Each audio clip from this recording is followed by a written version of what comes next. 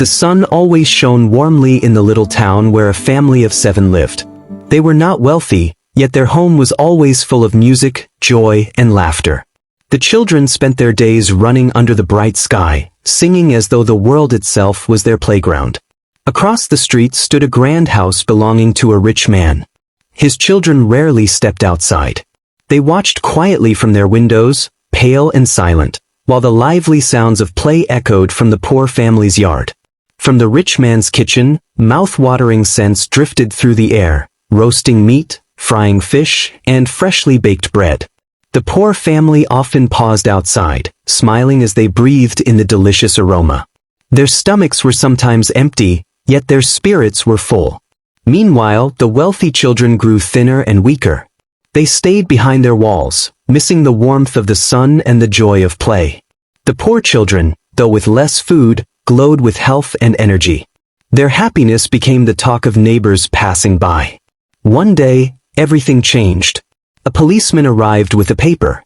The rich man had filed a complaint. He claimed the poor family had stolen the spirit of his food by inhaling the smells from his kitchen. The day of trial came. The poor father wore his old uniform, polished with care. His family followed him, heads held high. The rich man arrived too, with a lawyer at his side. The courtroom filled with people curious to see what would happen. The lawyer pointed at the father. "You admit," he asked, "that your family stood outside while my client's servants cooked delicious meals?" The father nodded calmly. "Yes, I admit that." "And you admit that while my client's family became weak, your children grew strong and cheerful?" The father smiled gently. "Yes, I agree." The spectators leaned closer, waiting for his explanation. The father stood tall. "If we enjoyed the smell, then let us pay for it today." He reached into his pockets, pulled out coins, and dropped them into a hat. One by one his wife and children added their own coins. The father shook the hat until the coins clinked and rang. The sound filled the courtroom like a silver bell. He turned to the rich man. "Do you hear this sound?" "Yes," the man replied, puzzled. "Then you are paid," the father declared. Laughter burst through the crowd. The rich man collapsed in shock, and even the lawyer could not hide his embarrassment. The judge, trying to hold back a smile, finally struck his gavel. "Case dismissed." The father bowed to the judge. "Would you like to hear my family laugh?" "Why not?" the judge replied. The children laughed first, their voices light and bright. Soon the whole family joined in.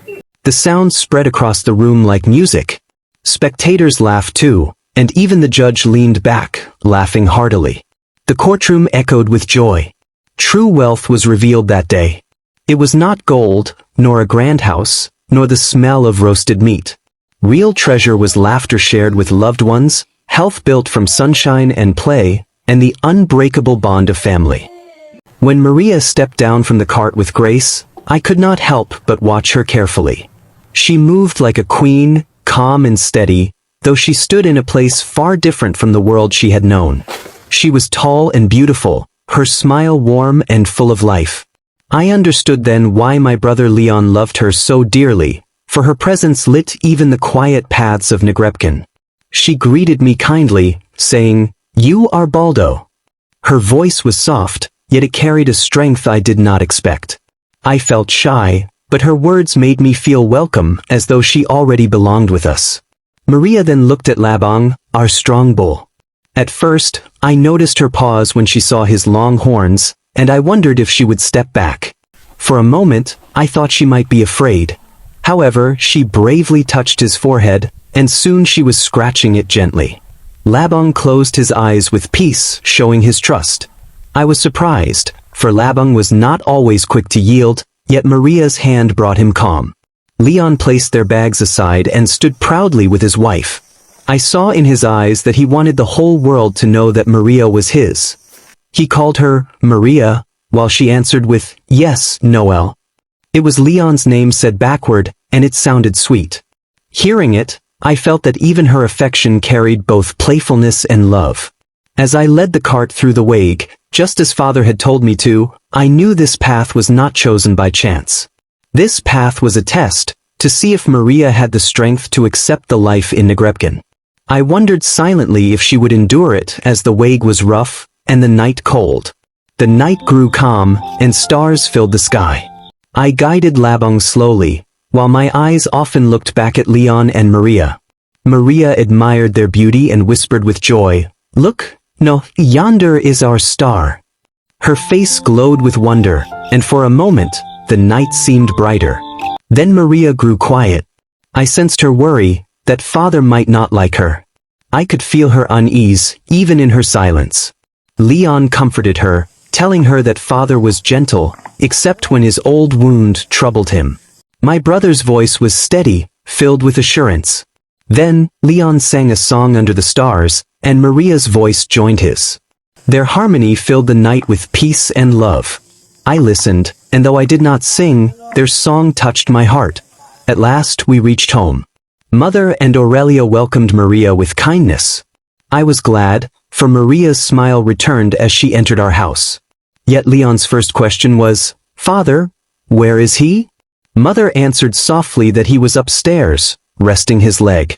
I knew this was the moment Maria feared, and my heart beat faster for her. I entered father's room, carrying not just words but also the weight of truth. Father asked calmly, "Did you meet anybody on the way?"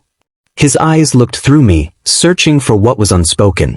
I explained that Maria had not been afraid. She looked at the stars and she sang with Leon. I told him how even Labong had trusted her. In my heart, I hoped father could see the same light in her that I had seen. Soon, Leon and Maria stood before father. Maria was tall, lovely, and very still.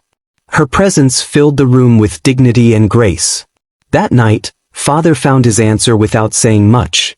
Maria's courage, kindness, and love proved she was ready to be part of our family.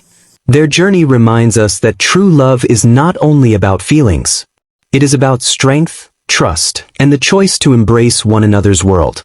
When I arrived in Kalamazoo, Michigan, it was October, and the war was still on. Autumn had colored the hills with red, gold, and brown, and the air carried a chill that bit through my coat. I had been invited to speak at a small college about my homeland, the Philippines, a place I remembered so fondly. Standing before the audience, I described our rivers, our mountains, and the spirit of our people. Their eyes were curious, yet one pair of eyes seemed different, filled with longing. After the lecture, a man approached me. His name was Celestino Fabia, a fellow Filipino who had lived in America for many years. His voice was tempered by homesickness, and I sensed both joy and sadness as he spoke of the islands we shared. With a gentle insistence, he invited me to visit his farm. I felt it was a rare privilege, so I agreed. The ride was quiet, and when we reached his land, I saw the simple house before us. It was slightly dilapidated, its wood worn down by time. Yet the place carried warmth. His wife, Ruth, welcomed me with a modest smile, and their young boy, Roger, peeked shyly from behind her skirt. Inside, the scent of apples filled the room. Baskets of fruit stood in corners, signs of hard labor. The fragrance was sweet, yet it carried a sharp reminder of distance, of how far my host had come from the land of his birth. Over supper we talked. Fabia shared how he sometimes felt embarrassed when Filipinos from the homeland visited. His life seemed plain, almost superficial compared to the ideal images of success he once held in his youth. He had not built grand wealth or fame. Instead, he had built a family. Still, his heart longed for the Philippines, for memories that could not be replanted in foreign soil. As night grew deep, Fabia drove me back to my hotel. The streets were dimly lit, and I could hardly see his face. He stopped the car but did not step out. Instead, he reached across and offered his hand. I gripped it firmly. "Tell Ruth and Roger," I said, "I love them." He dropped my hand quickly. "They'll be waiting for me now," he replied. Without knowing why, I added, "One day soon, I'll be going home. I could visit your town." He shook his head softly, his voice low yet steady. "No," he said, sounding brave though defeated. "Thanks a lot. However, nobody would remember me now." The car rolled away and he waved. I lifted my hand in return, though the night air had grown cold, like winter arriving too soon in the northern woods. I hurried into the hotel. The next morning, I would board a train bound for Muncie, Indiana. Yet even as I prepared to leave, the scent of apples lingered in my mind, a symbol of a compatriot's silent longing for home. Scent of Apples tells the story of one man and his family's unique experience as Filipino immigrants to the United States. It's a unique story, as Santos himself is a character in it. In the story, Mr. Fabia, a Filipino immigrant, lives far away from the Philippines.